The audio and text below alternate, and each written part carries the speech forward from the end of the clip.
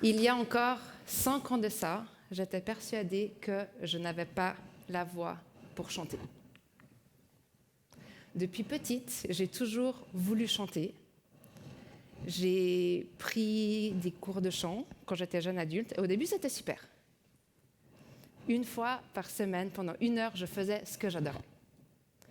Mais au bout de plusieurs années, avec différents profs de chant différents, je me suis rendu compte qu'au fait, ma voix, elle n'évoluait pas. Je continuais à ressentir de la fatigue rapidement. Dès que j'avais envie de mettre un peu de volume dans ma voix, on avait l'impression que je hurlais. Et avec tout ce temps, cet argent et cette énergie dépensée pour travailler ma voix, j'ai simplement fini par me dire que peut-être, au fait, je n'avais pas la voix pour. Et qu'il était temps d'arrêter le massacre. Vous imaginez bien que si je suis là aujourd'hui, c'est que l'histoire, elle ne s'est pas arrêtée là. Il y a de ça, un peu plus de 4 ans, j'ai eu à nouveau cette obsession pour le chant. Et je me suis posé une question.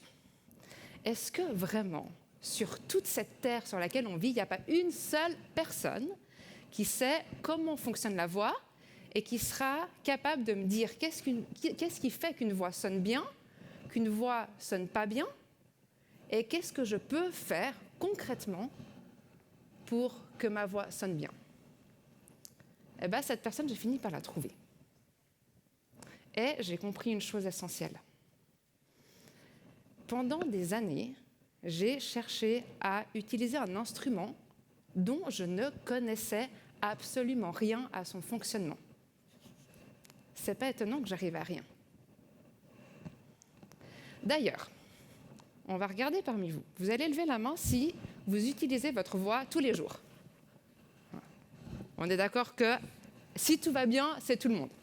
Qui parmi vous utilise sa voix comme un outil professionnel? Je vous explique. Ça veut dire que si un matin, vous vous réveillez aphone, sans voix, en fait, ça a un impact sur votre pratique professionnelle et sur la manière dont vous menez vos tâches.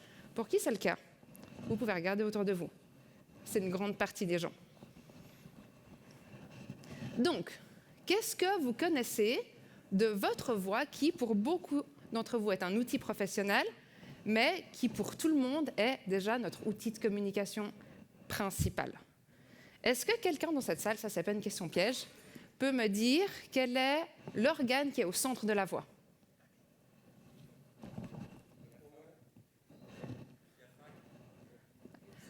L'organe qui fait le son. Quel est l'organe qui fait le son? Les cordes vocales. OK? Jusque-là, tout le monde a déjà entendu parler des cordes vocales? OK. Vous allez me montrer, selon vous, où est-ce qu'elles sont. On est tous d'accord, je pense, pour dire qu'elles sont quelque part entre les poumons et notre bouche. OK? Mettez votre doigt où vous pensez que se situent vos cordes vocales. OK.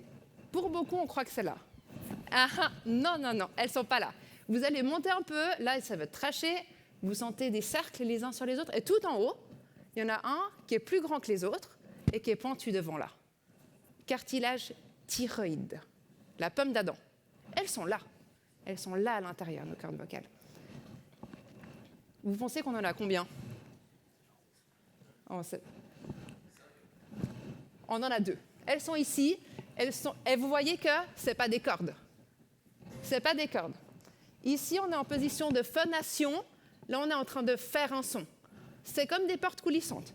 Elles s'ouvrent quand on respire, elles se ferment. Donc ça, c'est la trachée ici. Tac. Et puis quand elles se ferment, l'air passe à travers, ça les fait vibrer et ça crée le son. Qui a appris quelque chose sur sa voix aujourd'hui? Vous voyez à quel point la voix qu'on utilise tous les jours, on ne sait même pas comment elle fonctionne. Et ça, c'est que la base de la base. Les cordes vocales, c'est 2 muscles qu'on utilise pour parler, certes.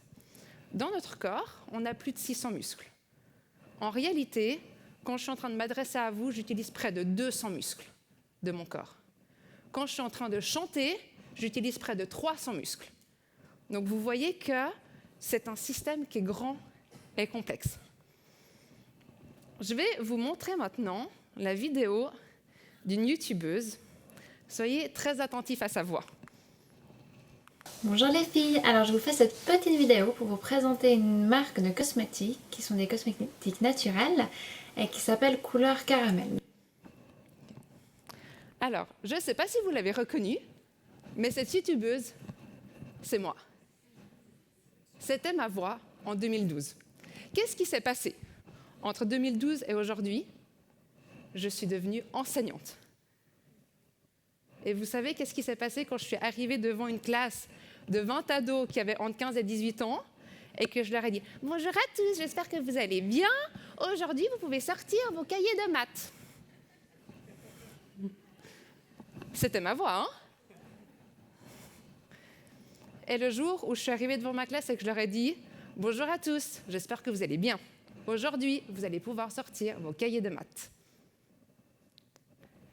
J'ai gagné l'attention des élèves, ils ont commencé à m'écouter et à m'obéir. Notre voix a un impact énorme sur la manière dont on est perçu. Un exemple de ça, c'est la voix des femmes. Pendant ces dernières décennies, on observe que la voix des femmes elle a énormément baissé.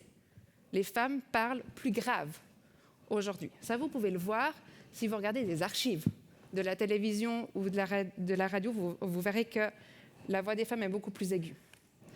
La raison à ça, elle n'est pas physiologique, elle est sociétale. Des études ont démontré que si je me présente à un entretien d'embauche avec ma voix aujourd'hui, qui est plus grave, je suis perçue en tant que femme comme plus digne de confiance et plus compétente. Concrètement, ça veut dire que moi, aujourd'hui, avec ma voix, j'ai plus de chances d'obtenir le job que si je me présente au même entretien avec la voix que j'avais en 2012. Alors oui, notre voix, elle est unique. On a chacun notre voix qui est définie par notre corps, mais elle est aussi plurielle. Ça veut dire qu'on est capable de la moduler et de l'adapter en fonction de la personne à qui on s'adresse et de la situation dans laquelle on se trouve. Alors aujourd'hui, je vais vous faire participer. Vous avez eu plein de conférences, ça fait 2 heures que vous êtes avachis sur vos sièges. Donc, on va travailler un tout petit peu votre voix. Est-ce que vous êtes prêts? Oui! OK, c'est bien. C'est bientôt Noël. Vous avez peut-être la tradition dans votre famille ou pas des petites chantées de Noël. Donc, je vais vous aider à briller pour ce moment-là. Chant très très simple, une phrase que vous allez chanter après moi, OK? Que vous avez déjà tous entendu. Petit Papa Noël, quand tu descendras du ciel.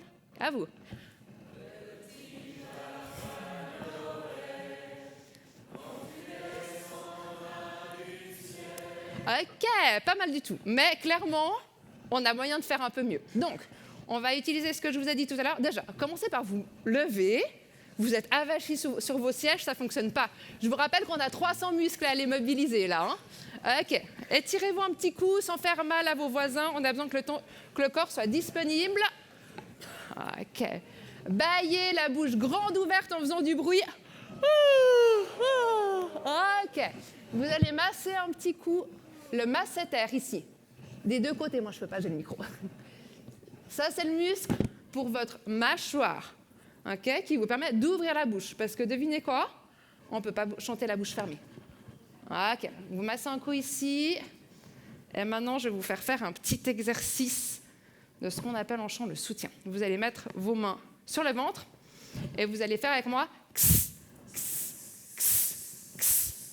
Vous sentez le ventre qui bouge là? Ouais, OK. Stop. Et maintenant, vous allez le tenir longtemps. Vous sentez l'implication là du muscle abdominal, c'est le transverse. OK, vous pouvez relâcher. Donc, il y a 2 choses que je veux que vous mettiez maintenant en place. On va rechanter à nouveau ce petit bout de chanson. Donc, vous allez chanter en ouvrant votre bouche et ce que vous avez senti là, au niveau du transverse, vous allez l'activer pendant que vous chantez. Clair? Ouais? Petit... Ouais.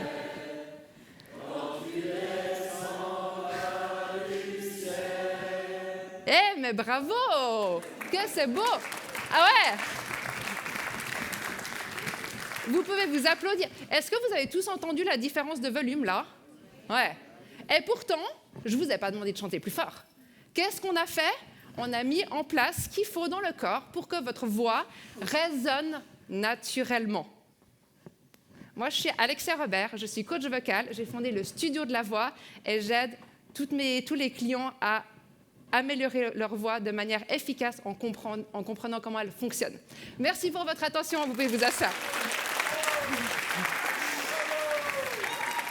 Merci beaucoup.